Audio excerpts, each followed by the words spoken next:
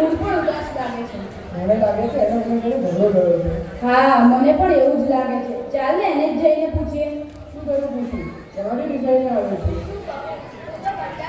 પપ્પા આખો દિવસ મારા બીજા ફ્રેન્ડ્સ અને કઝિન સાથે મારી કમ્પેરિઝન કરે છે અને મમ્મી આખો દિવસ પપ્પાને કહી દઈશ એમ કહીને ધમકી આપે છે.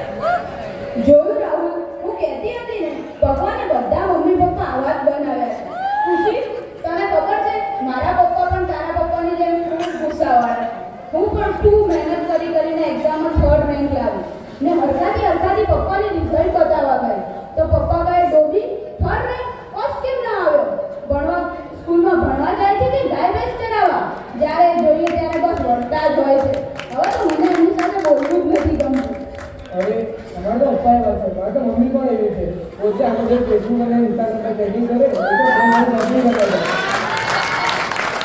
અને મને કહું હોમવર્ક કરાવો સમય નથી કરતી.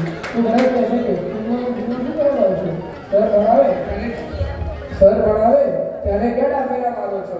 અને આપણને કે આવડતું ના હોય એટલે સ્કૂલમાં ખોટું હોમવર્ક કરી જઈએ અને ટીચરની કમ્પ્લેન્ટ આવે એટલે આપણને તો આખાને કપાળ સામે ધરી દેશે અને કહેશે, જુઓ તમારો લાગતો એક્ઝામમાં શું લોચા મારીને આવ્યો. અને પપ્પા તો કંઈ સાંભળ્યા નહીં, ચાલ આપણે બસ લેક્ચર આપવામાં મને તો એ નથી સમજાતું કે આમાં આપણો વાંક શું છે. આપણો વાંક એટલો કે આપણે બાળકો છીએ. આપણે એમને કશું કરી નથી શકતા. એમને તો એવું લાગે છે કે એમના અધૂરા રહી ગયેલા સપના પૂરા કરવા ભગવાને આપણને ઘડ્યા છે. પણ આપણા સપનાઓનું શું? આપણા બાળપણનું શું? આપણને જે કંઈ ગમતું હોય એવું કરવાનું જ નહીં. પપ્પાને ચેસ ગમે તો ચેસના ક્લાસમાં જવાનું, મમ્મીને ડાન્સ ગમે તો ડાન્સ શીખવાનો. પણ આપણને તો કોઈ પૂછતું જ નથી કે આપણો રસ્તો શું છે.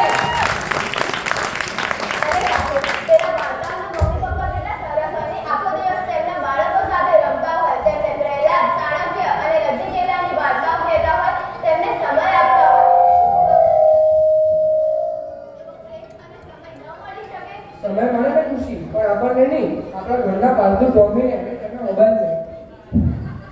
ટોમી, ઓ મારો પ્યારો ટોમી, કેટલો ક્યુટ લાગે છે, કેટલો મસ્ત લાગે છે. યુ મારો પ્યારો ટોમી, મને કેવી પૂંછડી પર ફટાવે છે.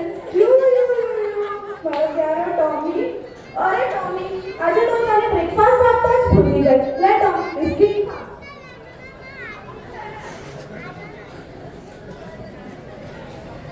કેટલો પ્રેમથી બિસ્કિટ ખાય છે. યુ મારો પ્યારો ટોમી.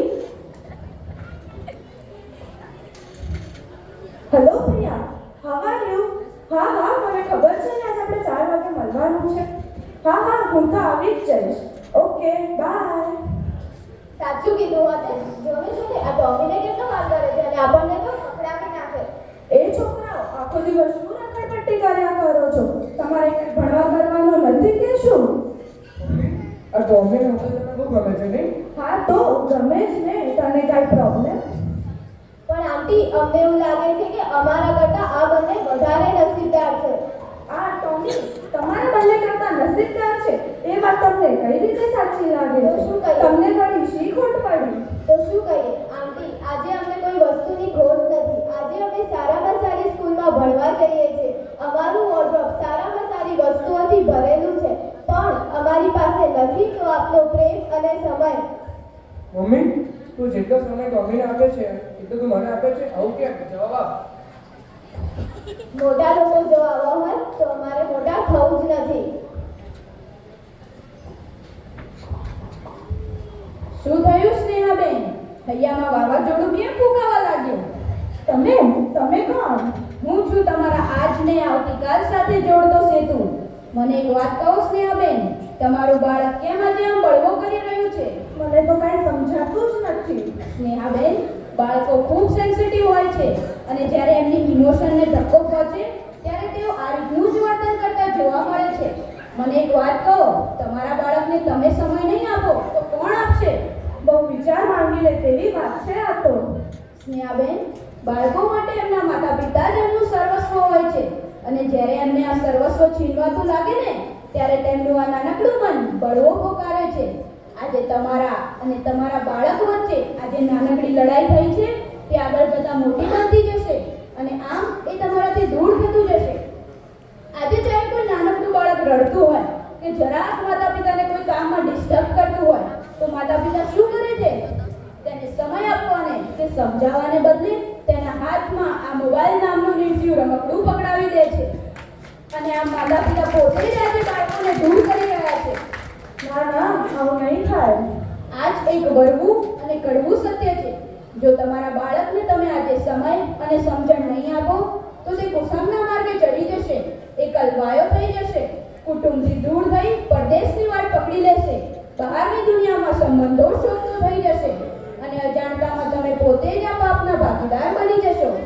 બસ બસ, બંધ કરો તમારી આ વાતો. તો પછી પ્રતિજ્ઞા લો કે તમે આજથી જ તમારા બાળકને સમય આપશો, તેની ઉપેક્ષા કે અવગણના નહીં કરો અને તેને હર હંમેશ પ્રોત્સાહિત કરશો.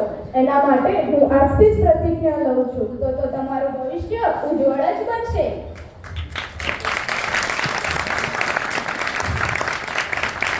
અમારી આ વ્યથાને સમજશો તો તમારી આદત સુધારશે તમારી અવધિ.